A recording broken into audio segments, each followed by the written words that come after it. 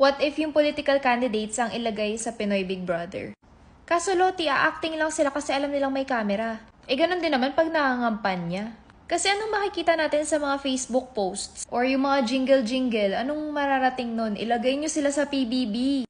Yung daily task is i-immerse sila sa normal Filipino life. Pag suotin nyo sila ng mga disguise, tapos pag commutein, papuntahin sa iba't ibang mga areas ng Metro Manila at ng mga provinces. In short, tapatan nyo sila ng camera habang na-experience nila lahat ng mga bagay na to. So whether or not mag-acting sila, makikita natin yung mga totoo nilang emosyon.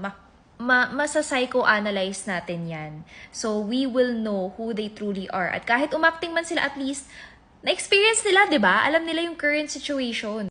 Tapos, yung dulong lesson ng PBB, di ba may eviction/election or voting, kineme-kineme.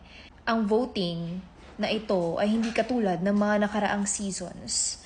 Nakabase ang inyong tunay na buhay season. Basta ganon. Wala lang, parang would be nice to see how our politicians are behind the scenes. Ano ba yun, Winter? Agree ka?